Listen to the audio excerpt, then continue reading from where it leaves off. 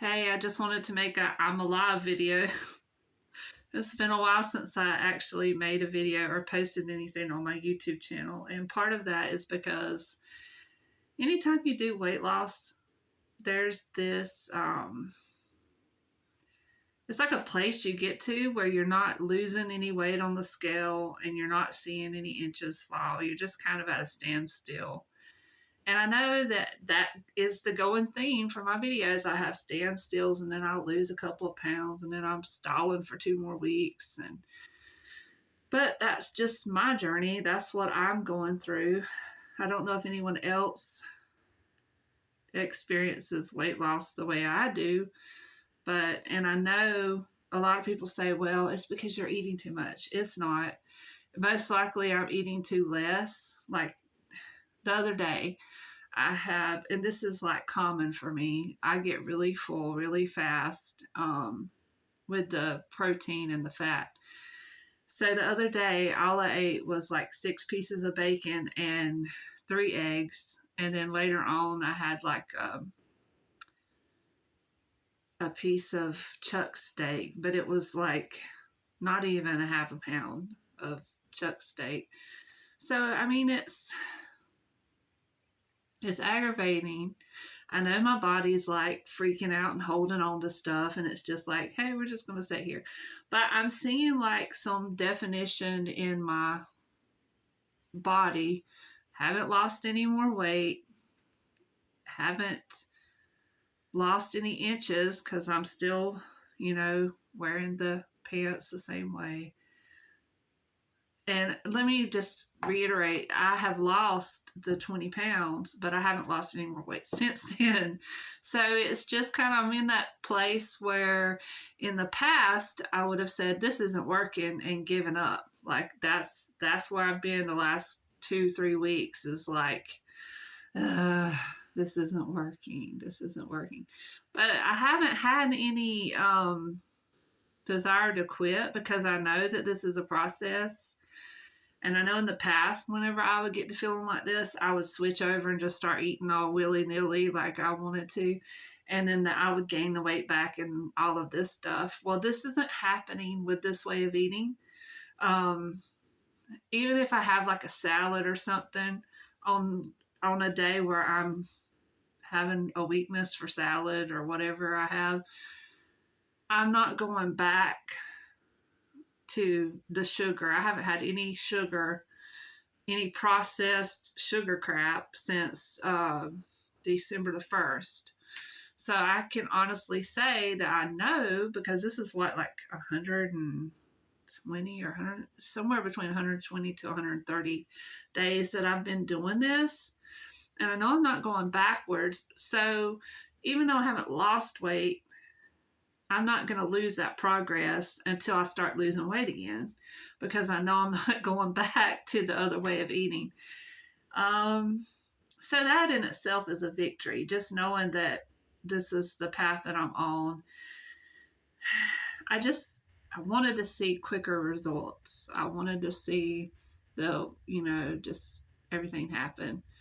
And another thing that I battle with, and it sounds like I'm just being a whiny baby, but another thing that I battle with is my back. Because, I had the spinal surgery when I was 15, and there's something about putting on the weight was hard, because I remember when I started to gain the weight, I had a lot of back problems. But taking the weight off is equally as hard, because everything, I guess, gets used to being smushed together. So whenever you start to lose the weight and it gets some room in there, your nerves, just back pain, different things like that start to happen. And the more active I am when I work certain muscles, if I do start to gain some muscle mass in certain areas, I suffer from that too, because it just swells up against how those nerves and stuff are inside my back. And I'm talking from my perspective. I'm not a doctor. I don't know what the technical terms are. It's just from my experience of what happens in my body. So I've been dealing with that the last couple of weeks. I even got out of bed one morning and I couldn't shift my weight forward at all. Like I needed to get something out of the refrigerator. I had to call my daughter. I needed to go to use the bathroom. I had to call my daughter to help me get on the toilet because any shift forward or backwards in my back caused my legs to want to get about underneath me. And I don't know, that's unique to me in my situation. And I've experienced this so many times in the past whenever I was younger. And going to the emergency room and trying to find answers. And just back then, whenever I was in my 20s, they would just send you home with like some Flexerol or something. Like they would just send you home with that. Well, now if you go to the emergency room, they're like, oh, just put some ice on it and you'll be fine in a couple of days. And they don't even really want to touch you, like, especially when they see the x-rays and they see how much metal and different things are in your back. They're just like, go see a specialist. And I just don't have, until I'm dead or in a wheelchair, I really don't see me doing that. But just because the alternatives, I can't afford to have surgery right now. I'm only parent. I'm trying to stay alive to take care of my children. And I just really trust how my body interacts with itself. So I know what I need to do on days whenever I have this going on, but I guess I could have more relief. I don't know. I've had a lot of relief since I started the carnivore diet. But then what happened was that relief became my normal. So now the little tiny quirks that I'm having with the extra exercise and stuff are causing me to have like a little bit of pain. And I think it's intensified the little bit of pain because I went from not having pain, if that makes any sense. I'm rambling. I wanted to keep this video short, so I'm just going to say this. I'm not giving up. I've had a few salads in between over the last 4 weeks. I still feel like I'm a carnivore, even though I've had a few of the salads sprinkled in. And when I say a few, probably about 3. I've had 3 salads in the last 4 weeks. I haven't had any processed sugar, any sugar at all. I've had a couple of pieces of fruit here and there when we were out and there wasn't a whole lot of options. And I'm not overeating. I'm probably undereating, so I'm looking into that. But I'm not giving up. But I don't really have anything to report because I'm in this stall thing until I figure out what I'm supposed to do there. Because I've counted my calories to try to see, and I was definitely under eating. So I'm going to try to eat a little bit more without gaining weight and see if that can boost my metabolism. And that's just kind of where I'm at. I'm just kind of like floating out in the air, trying to figure out some things. And I see other people having really good success, and they're like, oh, it's so easy and everything, but it's not. That's not my take. It is in the beginning, but it seems to be after you hit that 20-pound weight mark, it just, I don't know. It just seems like I'm not going anywhere. But I am. Look at this, y'all. That happened at the beach the other day. I took the kids down there to swim and stuff. And I wasn't feeling like I was getting any sun. It was a cloudy day, and it snuck up on me. And this is day 5 after getting the sunburn. But it's not too bad. This was, there's where I've lost weight, my little flapper.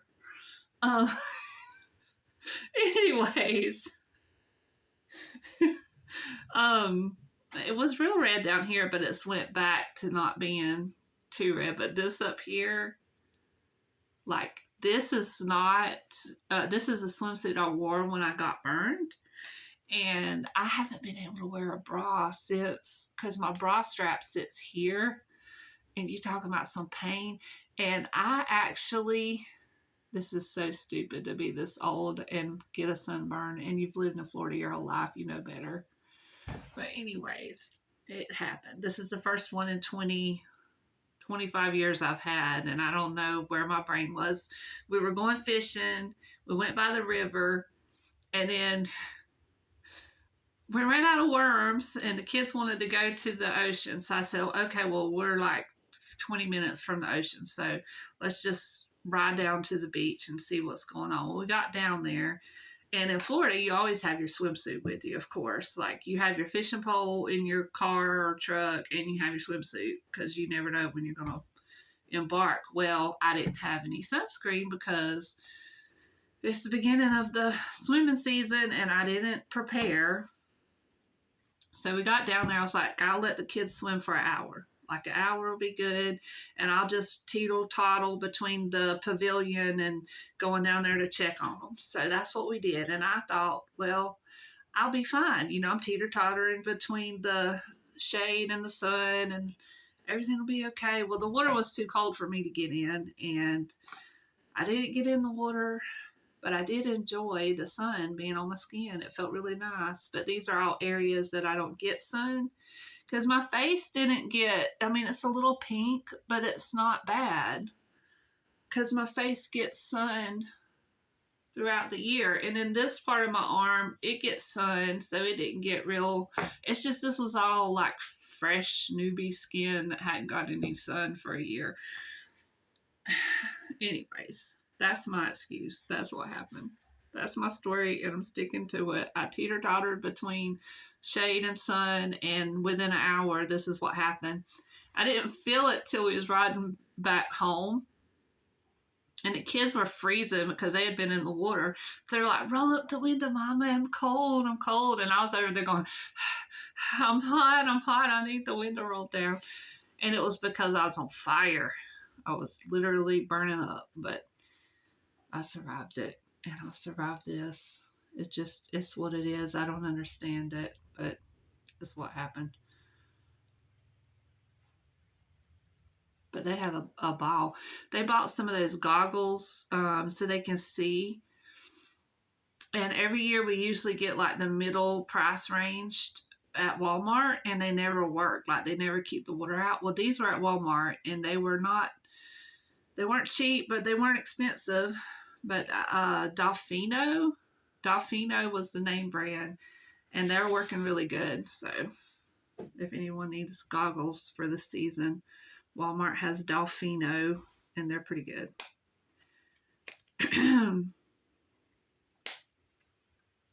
The kids are still doing like a carnivore thing. They're not like, for Easter, they got a few pieces of candy in their little Easter eggs, you know. But they didn't go crazy. Like, I was really impressed. They actually didn't have a whole lot. And my youngest one, she's like, when we go somewhere to eat, she's limiting her own self. Like, she's doing that. Now, my oldest one, she'll take whatever carb you throw at her. She wants all the carbs when we go out to eat and stuff. She loves Taco Bell like me, so she gets that sometimes when we go out. But if they do have carbs, it's one meal for the day, because I'm trying to keep their carbs under. I would like to keep them under 50, but there's been a few days when they were like 70. But that's way better than the 200-300 carbs a day they were getting. So that's where we're at with that. And that's it. That's all that's been going on. There's been a lot of drama elsewhere with my mom and her dementia. And then there's been a lot of drama with the house. Different things. The cats are driving me crazy. I didn't know what I was in for, having an inside cat. But now I do. It's very interesting. Our cats are extra too, because I've asked other people if their cats do some of the stuff that my cats do, and they're like, no, that's unheard of. But some mornings we wake up and Dolly has placed, I know it's Dolly because I've never seen Tux do it, but it's Dolly. She's placed something in her litter box all the time. Like it's like every other day she will be placed something in her litter box and you clean it out. And her number one things to put in the litter box are, if she can get in the garbage, she'll find pieces of plastic to put in her litter box.